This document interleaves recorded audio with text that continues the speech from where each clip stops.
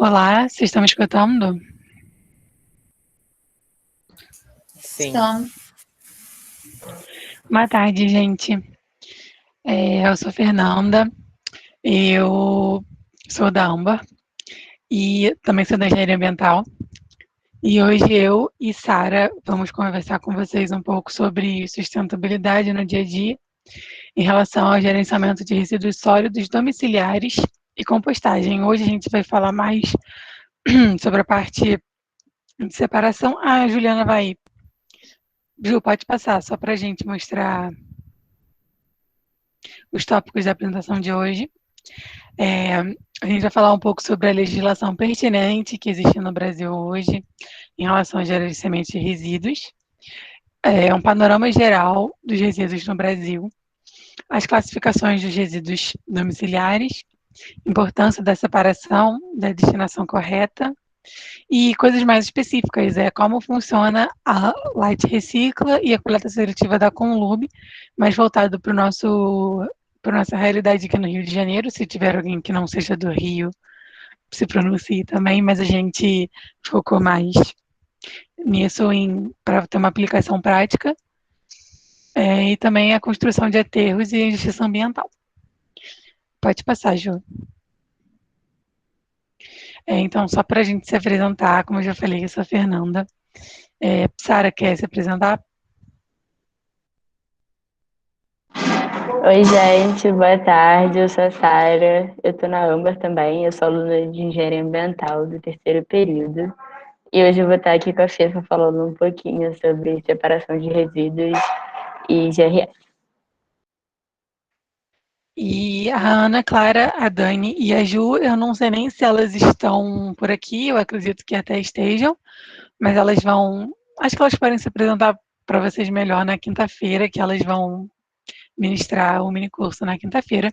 E eu só queria dizer, em nome da Amber, que a gente fica muito feliz de participar do Ambientável, porque, assim como o Ambientável, a Amber iniciou com uma ação de estudantes da engenharia ambiental. Hoje a gente tem estudantes de outros cursos, da biologia, do PCMT, mas a gente também começou com alunos de engenharia ambiental. Então é muito gratificante estar aqui. Essa parceria é sempre boa. Então é isso, estamos muito felizes e muito obrigada pelo convite. Sim. O Bernardo, o Daniel, a Lari e o Pedro, também não sei se estão por aqui, talvez estejam, também ajudaram a gente a construir todo esse mini curso, então a gente também agradece muito pela ajuda deles, que são essenciais para isso estar acontecendo também. Ju, então antes de a gente começar a falar de vez, eu e Sara, a gente preparou uma atividade, sabe aquela atividade de nuvens de palavras do mentir? Porque hoje a gente vai falar sobre sustentabilidade, então eu queria que vocês dissessem para vocês o que é sustentabilidade. O código vou botar aqui no chat, 7158253.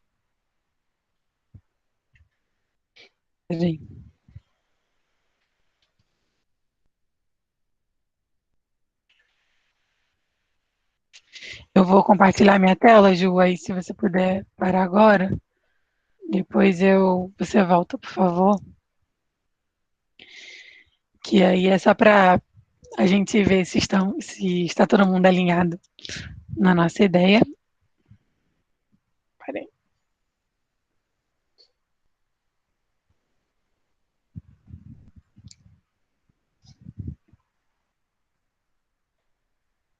Vocês estão vendo? Estamos Sim. sim, Sim. Fefa. Aí entrem nesse site, mente.com, e coloquem esse código e escrevam o que vocês consideram que é sustentabilidade. Aí as respostas vão começar a aparecer aqui.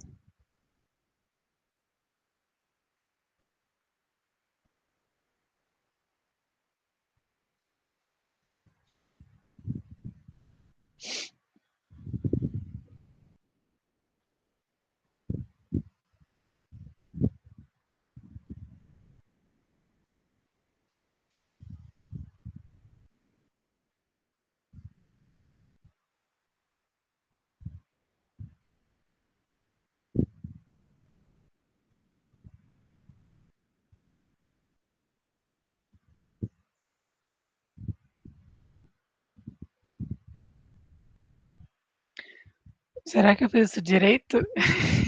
Ah, foi. Saudável, preservar, são boas palavras.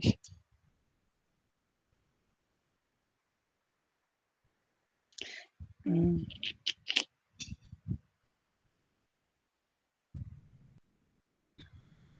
Vou dar mais uns minutinhos para ver se tem mais palavras.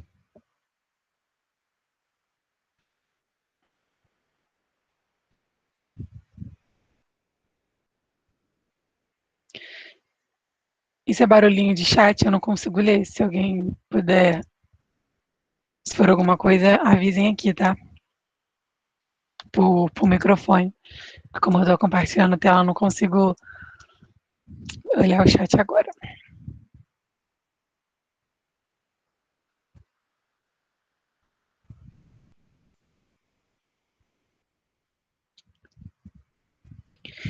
Então, Sara, me ajude aqui. As palavras empatia, desenvolvimento, sobrevivência, crescimento, responsabilidade na esfera social, natureza, consciência, saudável. Eu acho que futuro, muito importante também, né? Pensar no nosso futuro e usar a sustentabilidade para isso. O que você tá, que você...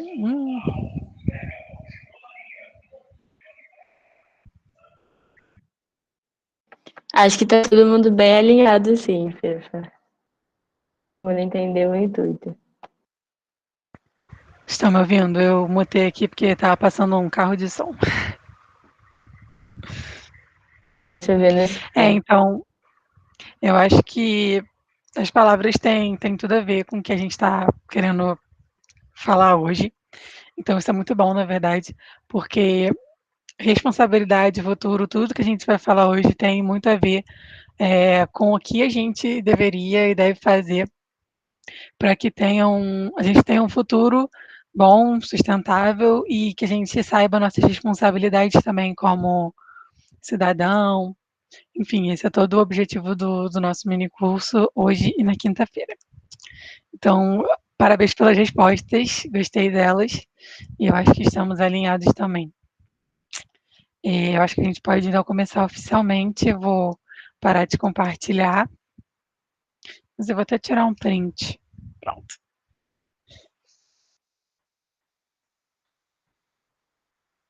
Vou voltar a compartilhar a apresentação então, tá? Por favor, Ju.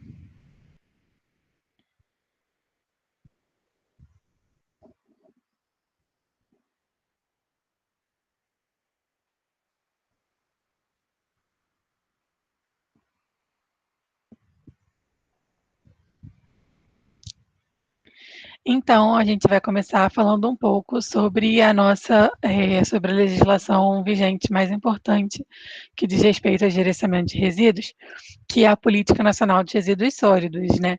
Claro que, para não ficar uma coisa muito longa e muito chata, tem muita gente que é um pouco aversa a isso de ficar falando muito de lei. A gente tentou pegar os pontos mais importantes que tenham a ver com o nosso dia a dia e o que a gente pode fazer, tá?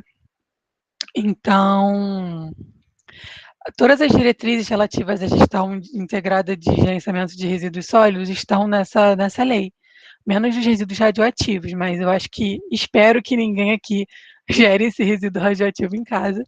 Então, a gente realmente focou nessa lei mesmo, na PNRS, né, como a gente chama.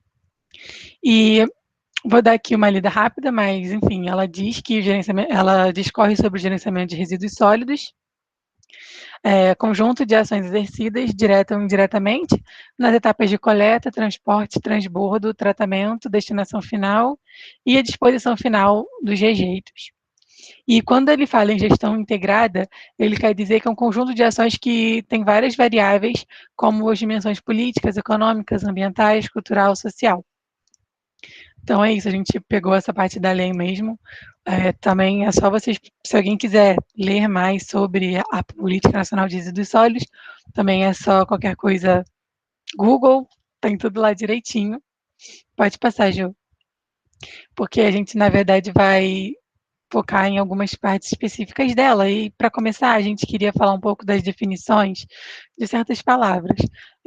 A gente vai falar bastante sobre resíduo, rejeito, reutilização, reciclagem e, às vezes, ainda pode ser que alguém não saiba a diferença entre essas palavras, então a gente achou importante definir com vocês. Mas o resíduo é qualquer material, substância, objeto ou bem resultante de atividades humanas, né? Já o rejeito, eles são resíduos que não podem mais, tipo, não conseguem mais ser recuperados em um tratamento, né? Então, por exemplo, quando você utiliza um papel, esse resíduo, esse papel usado, ele pode ser reciclado. Mas talvez, vou dar um exemplo de rejeito que eu usei até numa prova uma vez, mas, por exemplo, o papel higiênico usado, sujo, você não pode tratar ele de volta, ele vai ter que, já acabou as suas formas de uso, digamos assim, e os resíduos não necessariamente, os resíduos eles podem voltar para a cadeia produtiva a partir de tratamento.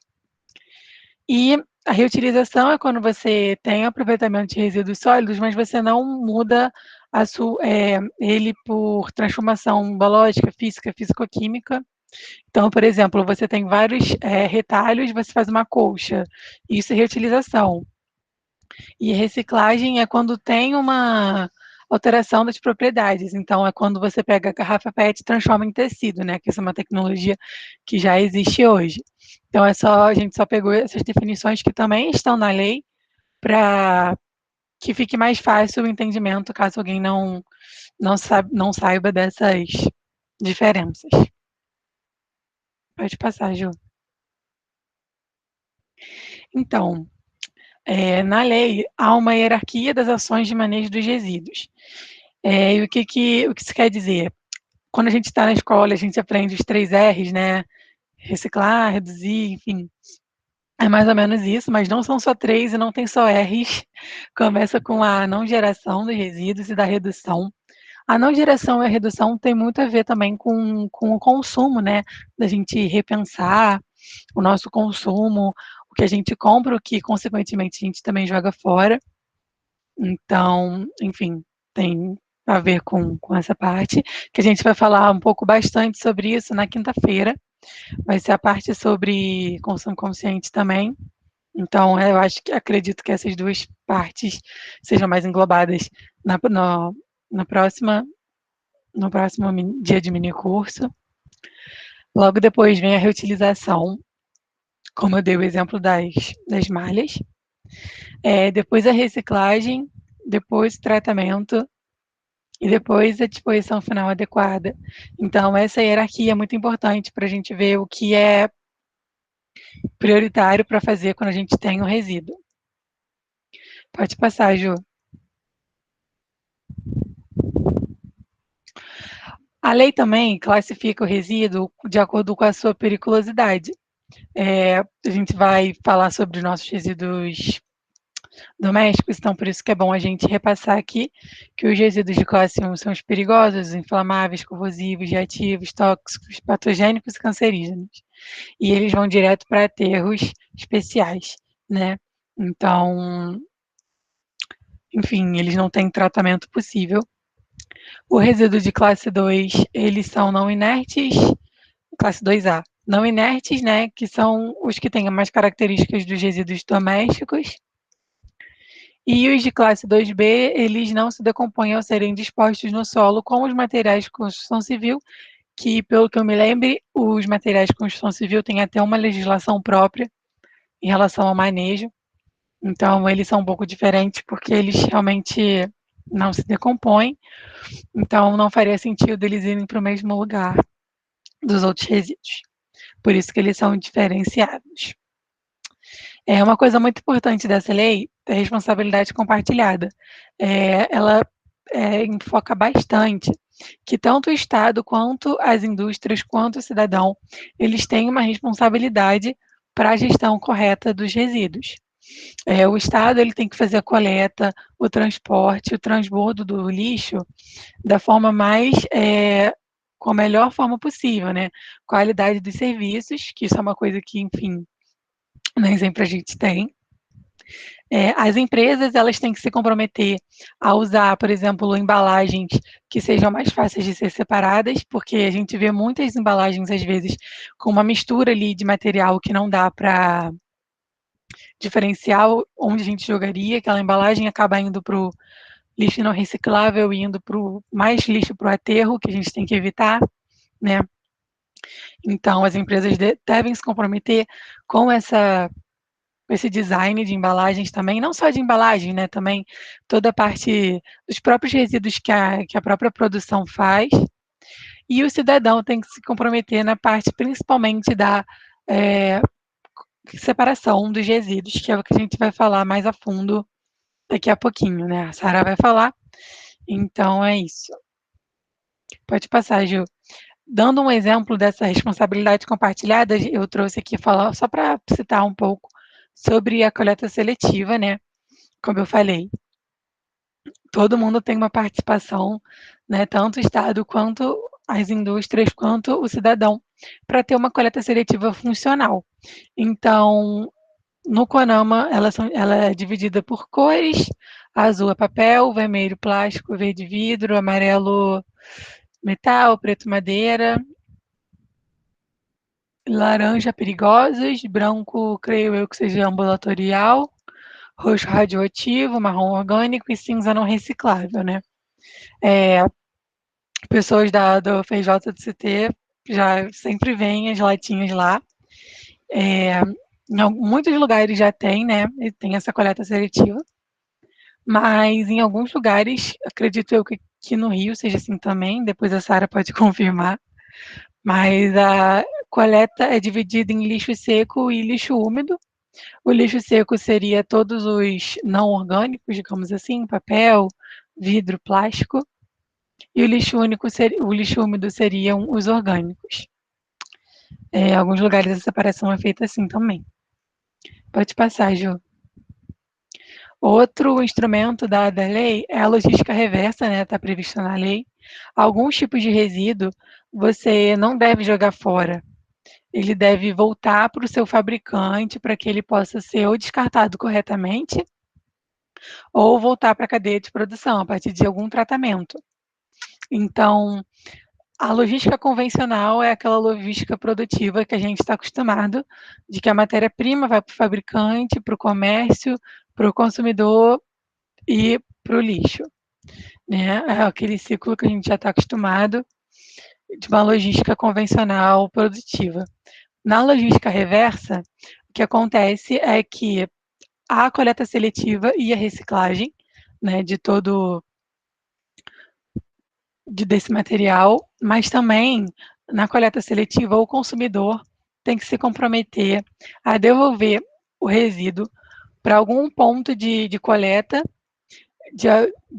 por exemplo, remédio. A Sara vai até falar sobre isso também, mas quando a gente tem remédio fora da validade, a gente não deve jogar ele no lixo, a gente deve devolvê-lo para a farmácia que tem algum ponto de coleta, e aí a farmácia teria que devolver ao fabricante, e aí o fabricante ou deposita ele num aterro específico, né, adequado, ou consegue fazer algum tratamento para esse resíduo voltar para a cadeia de produção. Então, aqui fica bem explícito a necessidade de ter uma responsabilidade compartilhada, porque o cidadão tem que fazer a sua parte, o comércio tem que fazer a sua parte, as indústrias, e, obviamente, o governo também deveria fazer algo para facilitar esse projeto, né? Essa logística que ainda, creio eu, não aconteça muito, porque tem muitos lugares, às vezes, que nem as pessoas sabem que tem esse ponto de coleta, ou então simplesmente não tem. Quando eu tenho algum problema, por exemplo, de jogar fora alguma bateria, alguma pilha, eu levo na minha mochila e jogo lá no fundão.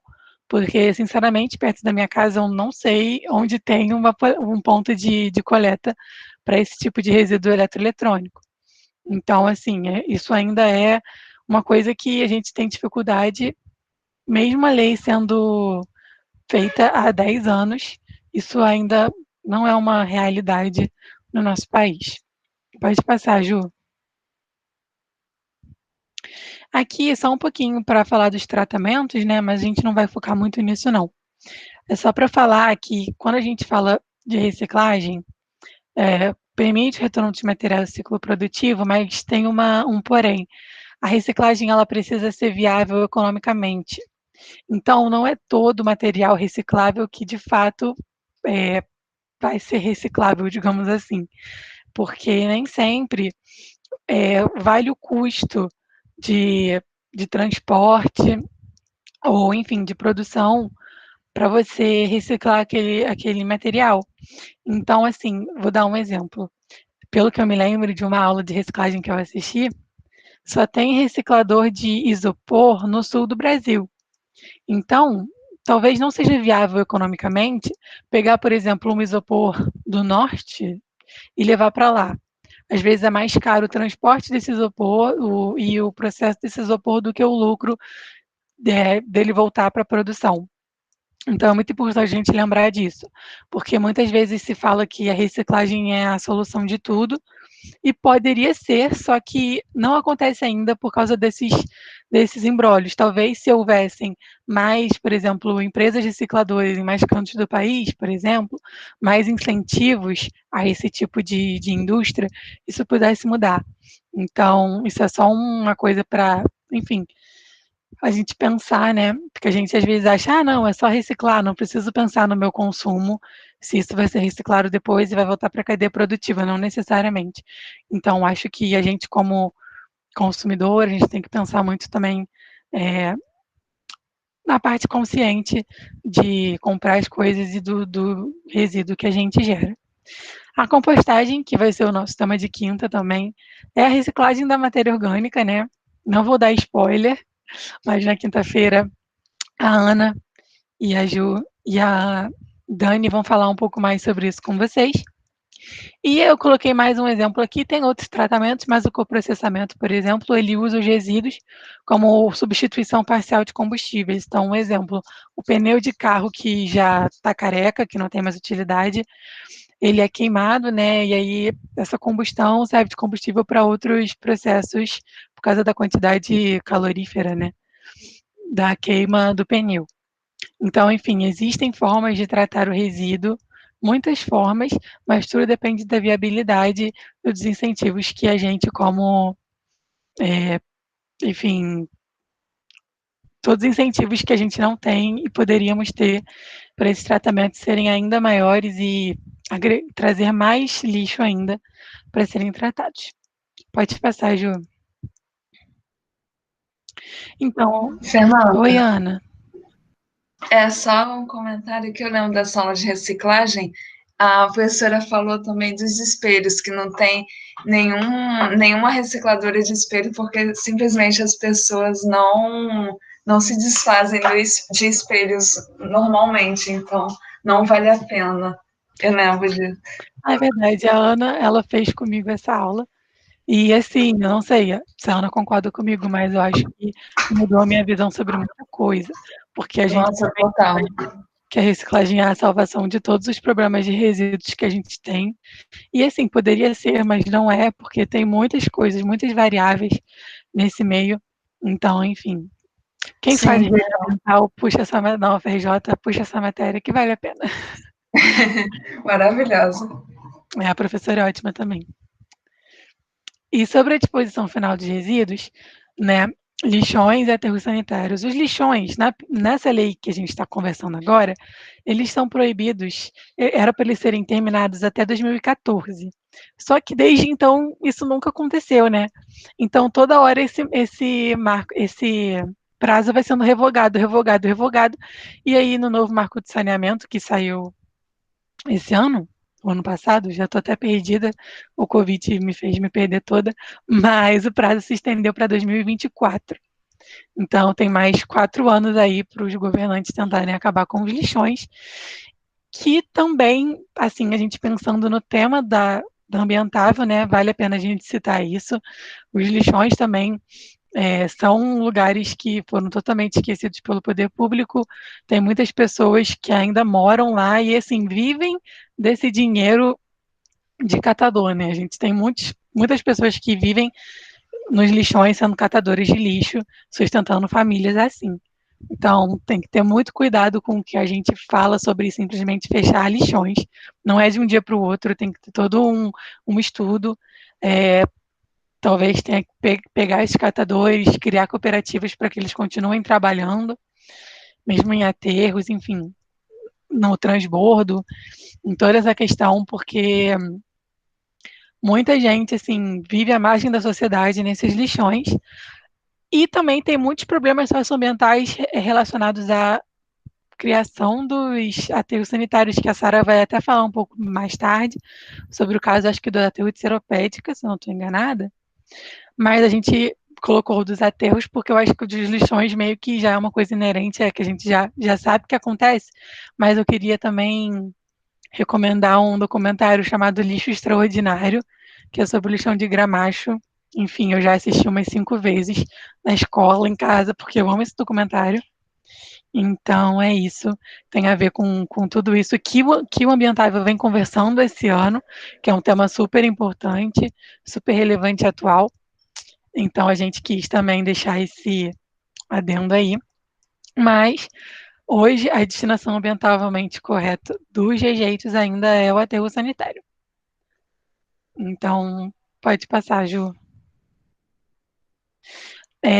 Para falar um pouco dos panoramas, do panorama de resíduos no Brasil, essa é a informação mais nova que a gente tem, né? O SNIS é o Sistema Nacional de Informação sobre Saneamento, e o último diagnóstico que saiu foi de 2018. Daqui a pouco deve estar saindo de 2019, porque sempre sai no final do ano o do ano passado, né? Então, aqui a gente tem que a média total de atendimento, né, de coleta de lixo é de 92% no país inteiro. Então, obviamente, cada região do país tem as suas particularidades. Dá para ver que a região sudeste é a que mais tem esse atendimento, né? E a norte é a que menos tem. Mas uma coisa que é preocupante é que a coleta seletiva está presente em apenas 38,1% dos municípios do Brasil. Então, assim, a gente tem uma lei nacional desde 2010. Em 2018, a coleta seletiva, que é obrigatória, que é um instrumento da lei, simplesmente ainda não está nem metade dos nossos municípios, né? Então, isso mostra que, apesar da lei ser bonitinha, tá lá, tudo explicadinho, na prática a gente ainda não tem. Eu vou colocar depois o nome, Sara, se você puder escrever o nome do documentário, é Lixo Extraordinário, bota no chat, por favor. E aí, enfim, isso é muito, muito triste, né, para ser sincera. Mas um fato legal, assim, é que os catadores foram responsáveis por 30,7% da coleta no ano de 2018. Então, os catadores são ativos muito importantes nessa lei, né? Porque acabou que eu não falei dos catadores em si, mas a coleta seletiva de muitos lugares é feita por eles também, além da gente separar em casa, em muitos lugares tem os catadores de lixo que fazem essa separação. E eles são muito importantes, é muito importante eles serem valorizados também pelo poder público, enfim. As cooperativas hoje ainda pagam muito mal a esses profissionais que são tão importantes para o andamento da nossa, enfim, do lixo, né, do gerenciamento. Então, valorizem os catadores e tomara que eles tenham cada vez mais políticas que os favoreçam. E que todos esses também dos lixões consigam empregos em cooperativas para também continuar com seu sustento, né? Isso é muito importante. E também um fato é que a massa coletada em 2018 foi de 0,96 quilos por habitante por dia, mas a massa coletada de material reciclável foi de 14,4 quilos por habitante por ano. Traduzindo, para cada 10 quilos de resíduo disponibilizado para coleta, apenas 411 gramas são coletados de forma seletiva, né? Então, essa é a tradução daquele dado de que a coleta seletiva está presente só em 38% dos municípios do país. A gente está na lei, a gente teria como fazer isso, mas ainda não acontece, né? Então, enfim, o objetivo desse minicurso é que a gente talvez consiga fazer a nossa parte da nossa casa, na nossa separação, e consiga um município, um país mais sustentável, né? como a gente falou lá no início, de todas aquelas características que vocês botaram também na nossa nuvem de palavras.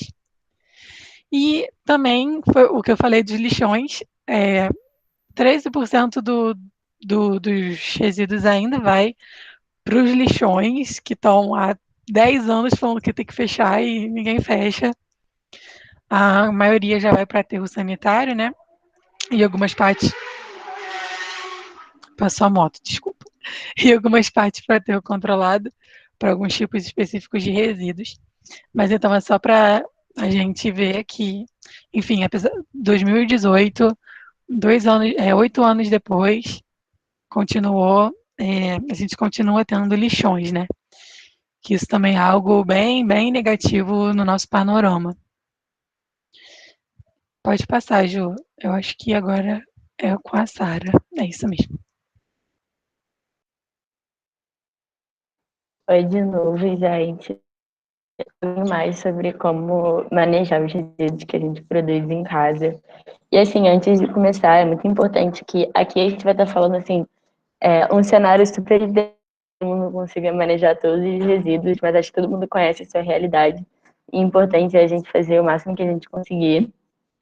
A gente separou os resíduos basicamente em 5 categorias, que seriam os restos de alimento, os resíduos recicláveis, que seria o comum, né, o não reciclável, os rejeitos, os medicamentos vencidos e os resíduos eletrônicos em geral. Pode passar, Ju. Falando um pouco sobre os restos de alimento, a gente separou em 3 categorias, que seriam a geração, a separação e... falando um pouco sobre a geração, essa parte ela é um pouco mais reflexiva. É muito importante que a gente crie um hábito de aí realmente pensar na hora que a gente for comprar, o que a gente for comer, no que a gente realmente vai usar para que a gente não fique descartando alimentos. Existem dados que dizem que no Brasil, 50% das coisas que são produzidas para alimentação não são nem utilizadas, elas são jogadas fora. Então é muito importante a gente evitar esse desperdício grande. E também, em tudo que a gente for usar, tentar usar o máximo possível. Existem várias receitas para você fazer com cascas de fruta, seja para comer ou até com materiais de limpeza. Existem vários na internet. Eu acho que o pessoal vai trazer também daqui a pouco, na quinta-feira. Então, é muito importante a gente ter essa reflexão na questão da geração para que a gente... Na separação, o cenário ideal seria a gente conseguir separar em compostáveis e não compostáveis. Existem várias categorias, mas acho que o mais fácil para se manejar uma composteira seria basicamente separar cascas e frutas também. Alimentos que não foram cozidos e nem processados, esses iriam para compostagem. E é muito importante que eles não entrem em contato com nenhum tipo de resíduo, seja outros restos de alimento ou até resíduos secos, para que eles não se comprometam, já que eles têm uma decomposição muito rápida. Alimentos que não seriam compostáveis, eles também são demais, e eles iriam para o aterro sanitário, porque essa é a destinação mais viável aqui no Rio de Janeiro. E os compostáveis você pode fazer só para basicamente a gente vai estar falando na quinta-feira, mas existem também vários locais que fazem empresas de coletas privadas que realizam compostagens com outros. Mas também existem organizações, até tem o J, né, que criou a Ciclo Orgânico, que eles fazem compostagem com os alimentos dos clientes. Pode passar, Ju.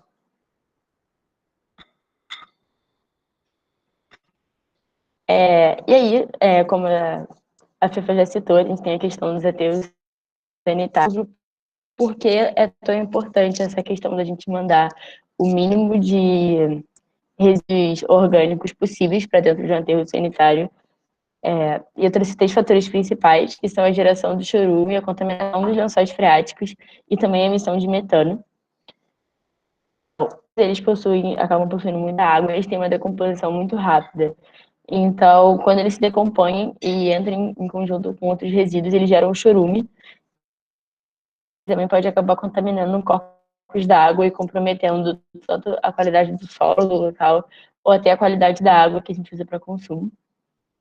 E com isso vem a contaminação dos lençóis freáticos, A maioria dos aterros sanitários possui lençóis freáticos embaixo, o nosso aterro de Seropédica é um deles. A impermeabilização não é feita da melhor maneira possível. Esse estrume ele pode acabar contaminando os lençóis freáticos que são utilizados para abastecimento da população, seja direta ou seja de forma indireta. Existem muitas pessoas, principalmente que moram nesses lugares, que utilizam os lençóis freáticos como forma direta de abastecimento de água. E por último, a emissão de metano. A decomposição desses orgânicos num aterro sanitário, ela acaba emitindo muito metano, que é um contribuinte assim gigantesco à intensificação do efeito estufa. De passagem. E aí, falando um pouco mais dos recicláveis, como a Fefa falou, a reutilização ela é muito importante. Então, é sempre importante a gente procurar maneiras de recicláveis dentro da nossa casa, seja, como acho que é muito comum as pessoas usarem garrafinhas de PET para poder fazer vasos de planta, ou de repente usar o vidro para poder armazenar água. É muito importante a gente procurar maneiras de estar sempre reutilizando isso. Mas caso isso não seja, a gente precisa separar eles da melhor maneira possível para que eles sejam levados à sua destinação correta. E é muito importante que todos os recicláveis sejam lavados para não comprometer o processo. E eles também precisam ser armazenados em sacolas de preferência recicláveis.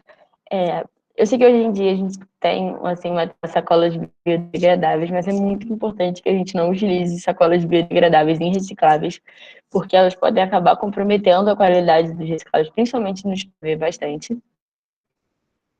E por último, a destinação correta, que a gente conhece, são os postos de reciclagem, né? Existem vários no Brasil, a gente vai falar até sobre alguns meios de como destinar os recicláveis. E o importante disso é que, infelizmente, esses resíduos eles possuem um tempo de decomposição muito longo, expostos na natureza por muito tempo. Então, é muito importante que a gente leve eles para a reciclagem para que eles possam também ser usados como matéria-prima e que evite também as matérias da natureza. Pode passar, Ju. Por último, falando sobre em não perigosos. Os não perigosos são basicamente tudo aquilo que a gente, como a Fefa falou, que a gente não consegue ter uma boa destinação, como resíduos dos nossos banheiros, né? A separação acredito que seja a mais simples de toda. Eles precisam ser armazenados demais para não comprometer os outros resíduos em sacolas pretas e precisam ser encaminhados para a coleta. E a destinação ainda a destinação do aterro sanitário. Então, portanto, é muito importante a gente procurar realmente a diminuição dos nossos resíduos, adotando práticas mais sustentáveis, a gente disse na quinta-feira. Mas um bom exemplo seria, de repente, trocar as medidas absorventes delas por absorventes reutilizáveis até os copos coletores. Pode passar, Ju. Falando um pouco os perigosos mais comuns que a gente vai ter em casa, o que eu digo perigosos, que eu quero dizer como objetos cortantes ou contaminantes, seringas e cortantes em geral. As seringas são bem presentes, principalmente em pessoas que têm diabetes, que precisam se dar doses de insulina em casa, né? É importante que todas essas seringas elas sejam guardadas em garrafas PET e vedadas com fita crepe para não serem abertas. E também não pode ultrapassar daquele recipiente. E depois você pode pôr numa sacola, mas é muito importante também sinalizar que aquilo ali é um material infectante e perfuro cortante.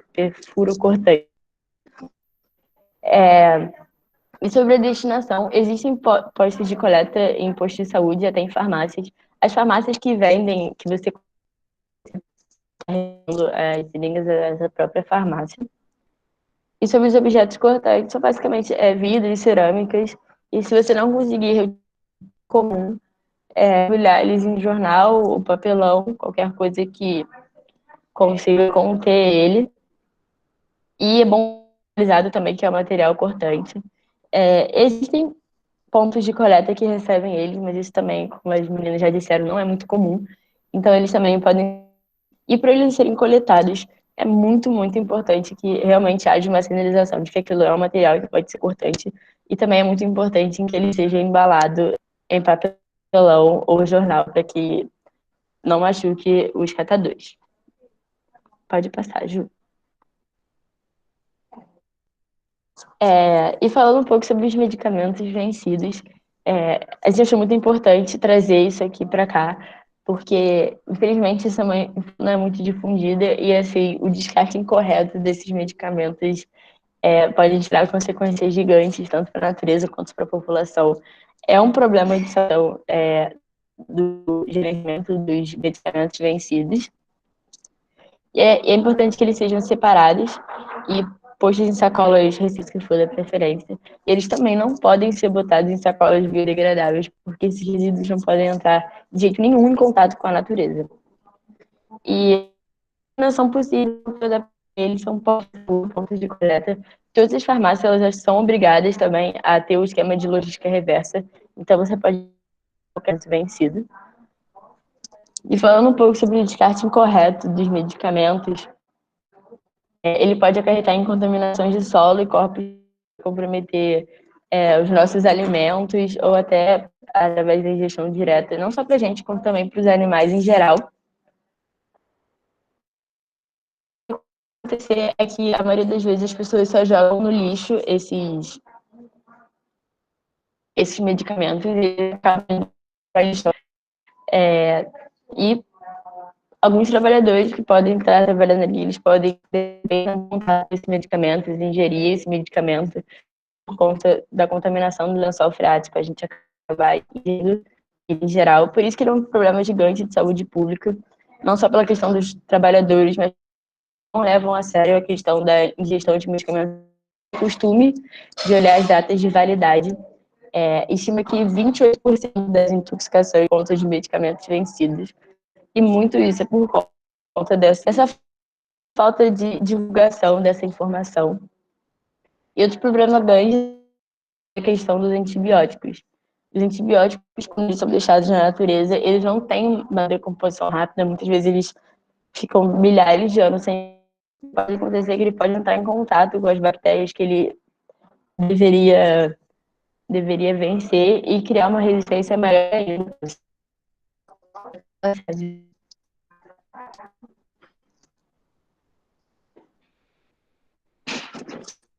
Ju? Sara, eu acho que você está travando bastante. Tenta. Agora sim, é porque eu estava dando um pouco de corte. Talvez se você desligar, não sei se para mais alguém tá ruim, alguém falou que estava bom. Mas é porque a Ana também falou comigo que estava travando um pouco também. Talvez, se você desligar a câmera, dá uma melhorada na sua internet.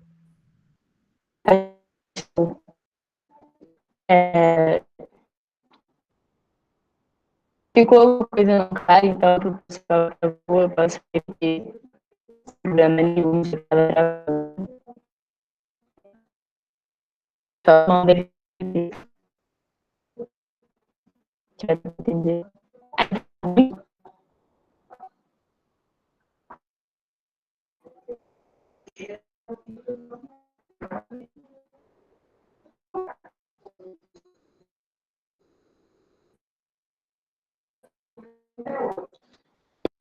Gente, Sara, põe no chat, porque não dá para ouvir aqui.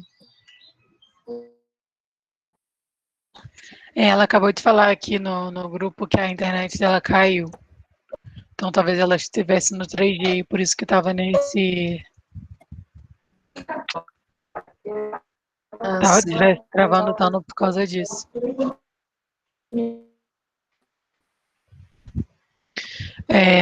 Ju, você quer continuar? Você ajudou a Sara com isso?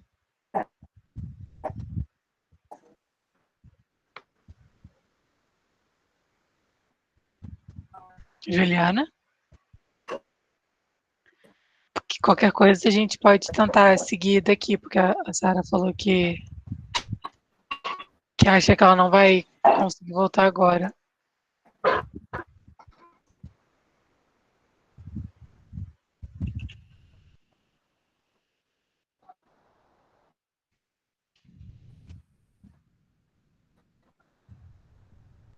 Só um segundo, gente. Estou falando aqui com a Sara porque eu acho que a internet dela caiu mesmo.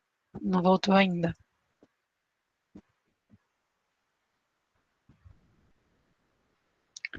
Mas então acho que dá para a gente tentar continuar. Vocês estão me ouvindo bem?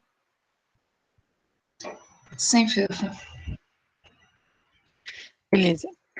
Só tenha um pouco de paciência, porque essas coisas acontecem, então vou tentar seguir o que a Sara estava fazendo muito bem, mas vou tentar pegar também aqui uma colinha que ela vai me mandar, então, por favor, qualquer coisa relevem.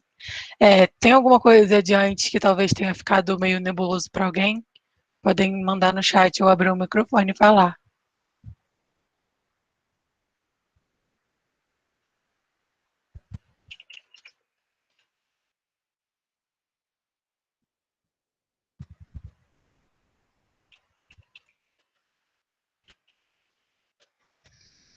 Beleza, então acho que todo mundo pegou tudo. Resíduos eletrônicos, como a gente já tinha falado lá na frente, eles geralmente devem ser feito a questão da logística reversa, né? Só um segundo. Eles devem ser separados em armazenamento exclusivo, sacolas plásticas, para não ter nenhum tipo de vazamento. E aí foi o que eu falei, todas as empresas fabricantes são obrigadas a implementar um sistema de logística reversa ou postos de coleta voluntário. Eu levo as minhas para o fundão, por exemplo, e em alguns lugares tem, talvez em shoppings, centros comerciais, seja possível encontrar esse tipo de ponto de coleta também. E aqui a parte de baixo está falando sobre os problemas de descarte inapropriado, né? As pilhas, as baterias, elas podem vazar o lixo tóxico, né? E esse líquido ele é não biodegradável, não decompõe, então ele pode contaminar o lençol freático, os rios, percurso de água, toda aquela questão que a gente estava falando antes. Eu acho que a Sara está conseguindo voltar, mas vamos prosseguir. Ju, pode passar. Isso.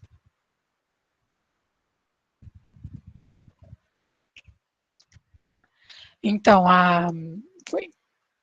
Agora já tenho a minha colinha.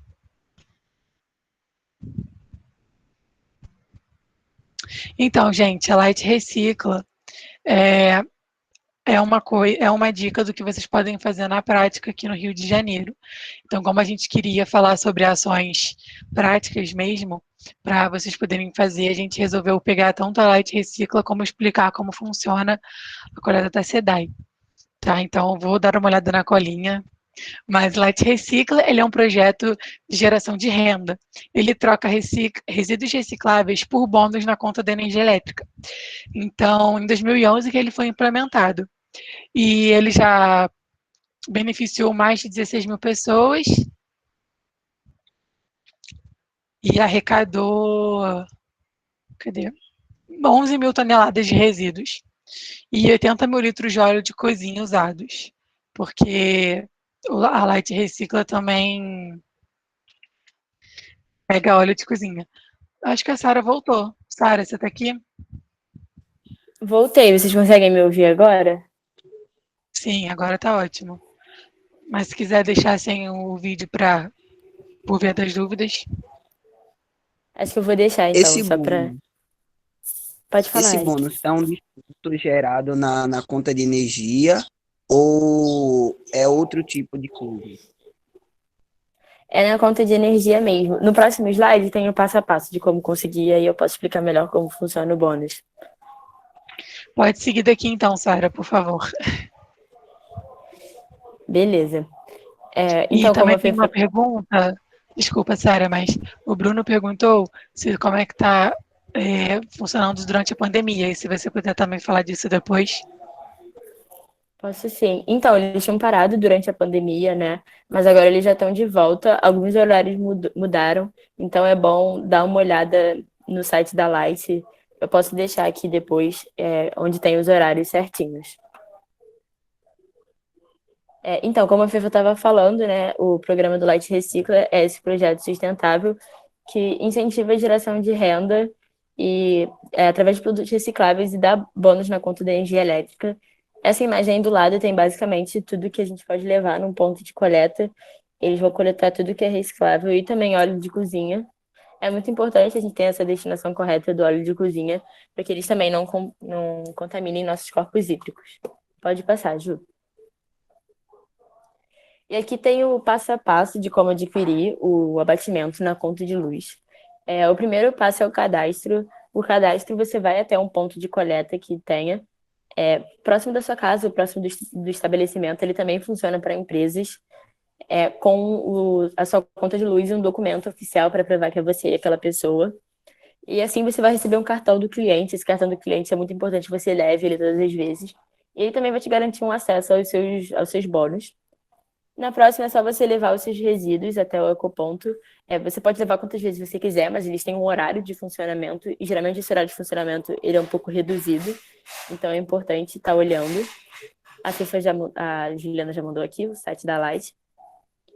E cada categoria de reciclável ele vai ter um peso específico, um preço para cada peso.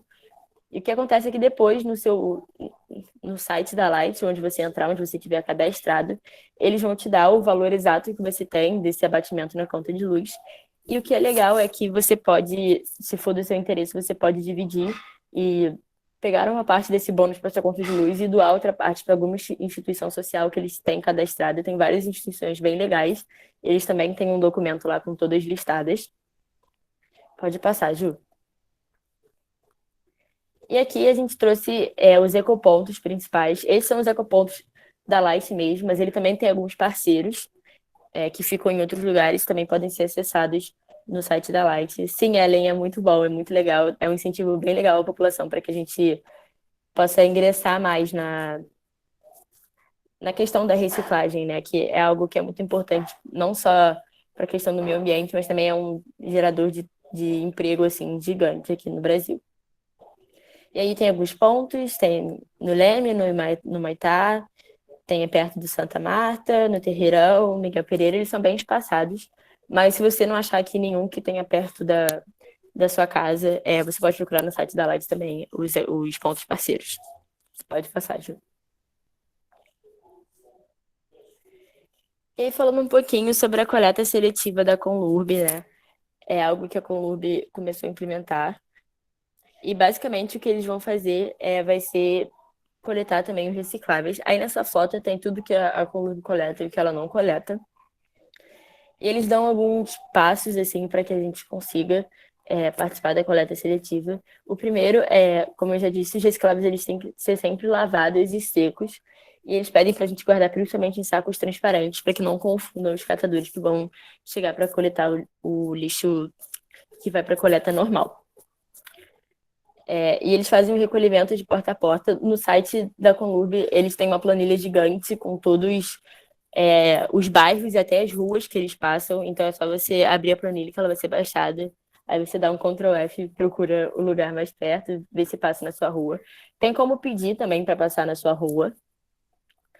E ele é muito legal porque todo esse material recolhido, eles são destinados a núcleos de cooperativas gratuitamente. A Conlurb não cobra para eles para destinar esse material até lá. E aí, então, obviamente, todo o lucro fica com essas cooperativas e é um ótimo jeito também da gente estar gerando renda e movimentando a economia de uma maneira sustentável aqui no Rio de Janeiro. E é muito importante, falando sobre todas essas iniciativas de coleta de reciclagem, é muito importante a gente apoiar e procurar fazer parte delas, principalmente porque quando a gente faz isso, a gente evita que os nossos resíduos sejam destinados ao CTR Rio.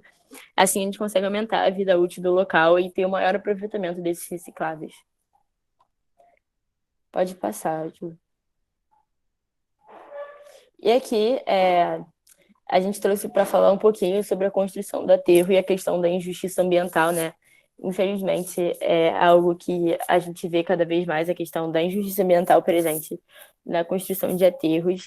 Eu vou contar para vocês um pouco da história de como aconteceu e quais são os impactos que o aterro tem gerado para a população local. E antes de falar, eu queria trazer uma definição de injustiça ambiental que eu achei bem legal. Foi tirado de um livro do Moura, de 2010, que ele fala que a justiça ambiental ela é baseada na lógica perversa de um sistema de produção, de ocupação do solo, de destruição dos ecossistemas, de alocação especial de processos poluentes, que penaliza as condições de saúde da população trabalhadora, moradora de bairros pobres e excluída pelos grandes projetos de desenvolvimento. E é basicamente o que a gente vê, né, na construção do aterro. No início, o que foi feito pelo governo foi basicamente que eles tinham várias empresas privadas que queriam participar da construção e eles deixaram essas empresas que estavam competindo por esse espaço escolherem o local que eles queriam inserir o aterro, só que eles não pediram nenhum estudo de impacto ambiental, então eles realmente podiam escolher qualquer lugar. E como dito aí nessa definição de injustiça ambiental, isso afeta principalmente a população pobre, né? É óbvio que ninguém pensou em construir um aterro sanitário em Ipanema ou na Barra da Tijuca. E o primeiro lugar que eles escolheram, na verdade, tinha sido Paciência, o que fazia muito sentido, porque, na verdade, de acordo com o artigo 10 da PNRS, o lixo gerado no território de um município é responsabilidade do próprio município. Só que Paciência teve uma resistência muito grande contra a construção do aterro lá. E por conta disso, dessa resistência, e também porque a empresa que, na verdade, ia construir o aterro, eles já tinham um território em Seropédica, eles mudaram para Seropédica sem nenhum aviso prévio. E, assim, tiveram vários... Eles passaram por cima de muita coisa, porque eles estavam querendo fechar o lixão de Gramacho, né? Mas eles não tinham muito tempo, porque, como a Fefa disse, isso sempre ficava sendo enrolado. E o que eles fizeram é que, basicamente, a gente vê bastante acontecer aqui, né? Eles tentaram resolver um problema criando outro problema. Então, eles escolheram Seropédica, mesmo com vários estudos dizendo que, na verdade, o CTR Rio, ele fica sobre o aquífero Piranema. Eu não sei se todo mundo conhece, mas é, assim, o terceiro maior do estado do Rio de Janeiro, e ele é muito responsável para o abastecimento da Baía de Sepetiba. E não só isso, o solo do local ele é muito arenoso, então acaba impermeabilizando bastante. O que basicamente, então o que acontece basicamente é que a gente polui muito esse aquífero, o que acaba gerando um grande problema para o abastecimento da população. Só que o problema é que mesmo com tudo isso, né, como em todo discurso dos praticantes dessa injustiça ambiental, eles sempre apelam muito para o lado econômico e com essa falsa sensação que eles dão de desenvolvimento para o lugar, né? Até porque os responsáveis do CTR Rio, eles falavam que eles gerariam mais de 6 mil empregos locais, que iam dinamizar a economia da região, né?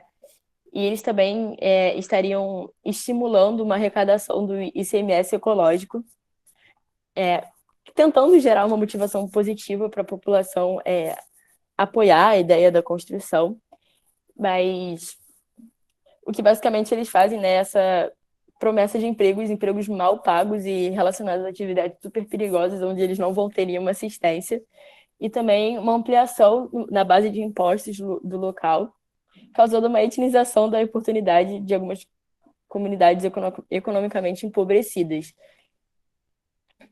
E existe uma população que mora muito perto ali do CTR Rio, que é a Agrovila do Chaperó, e foi feita uma pesquisa com eles sobre a questão do aterro sanitário, e o que eles dizem é que tudo que o aterro sanitário, na verdade, gerou foi um mau cheiro muito incômodo, e que também desvalorizaram as terras dele e acabaram, e o solo. E também tem os impactos gerados através de um estudo, né, que foi algo que foi estudado, que foi a geração de emissão atmosférica e material particulado, indução a riscos de deslizamento e erosão, variação do valor das terras e imóveis, incômodos à vizinhança, deteriorização do sistema viário existente e os riscos de incêndio e assoreamento nos corpos d'água, e o risco de contaminação dos lençóis freáticos e das águas superficiais. Então, basicamente, o que acontece com o aterro de Seropédica é que ele basicamente deixou a população de Seropédica à mercê de vários perigos muito grandes, como o deslizamento e erosão, e também diminuir a qualidade de vida deles. Agora eles têm que lidar com maus cheiros absurdos e também com, assim, uma disseminação de doenças maior do que normal. E outra coisa também é que, a partir de 2016, né, o INEA, ele exigiu a construção de flares para queima do biogás produzido, só que em 2018 foi comprovado que, na verdade, esses flares não estavam funcionando, então eles continuavam emitindo gases poluentes para a atmosfera, causando odores, o que mostra basicamente que eles não se incomodam com a população local, nem com a população em geral. A gente quis trazer essa questão da injustiça ambiental no aterro de Seropédica, porque além de conversar muito com o tema da ambientável, eu acho que é mais um incentivo para que a gente gerencie nossos resíduos da melhor maneira possível, porque a gente vê que eles não só afetam o meio ambiente, mas também afetam a população de uma maneira absurda, e a gente tem que fazer a nossa parte, porque, como a gente pode ver, o governo não tem feito nada. Pode passar, Ju. Gente, e foi isso. A gente queria também trazer para vocês uma pequena atividade. A gente queria que vocês mapeassem todos os resíduos que vocês vão gerar hoje e na quarta-feira, para a gente poder conversar um pouco mais na terça-feira, na quinta-feira. Quem tiver à vontade pode citar os resíduos. Isso é mais uma reflexão mesmo, para a gente ver o quanto a gente está gerando e o que a gente pode deixar de gerar. Pode passar, Tio. Foi isso, gente. Muito obrigada pela atenção de vocês. Perdão pelos problemas técnicos, problemas da comunicação à distância, né? A gente queria saber se alguém tem alguma pergunta ou alguma consideração que queira fazer. São muito bem-vindos. E esses são os contatos da Amber, caso vocês queiram seguir a gente nas redes sociais. A gente está sempre falando sobre essas questões ambientais e também sempre linkando com as questões políticas e sociais. Obrigada, gente. Gente, obrigada. Vocês foram ótimas, hein? Só falando que arrasaram muito nessa palestra. E lembrando a todos para se inscrever, se preencherem lá o formulário de presença que eu vou mandar aqui de novo no chat, tá?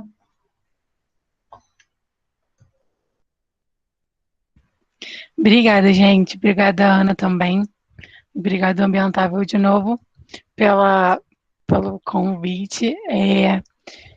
Repetindo o que a Sara falou, se alguém quiser falar alguma coisa, compartilhar alguma coisa, a gente tem tempo para isso. E é isso. Mas caso não, acho que estamos liberados.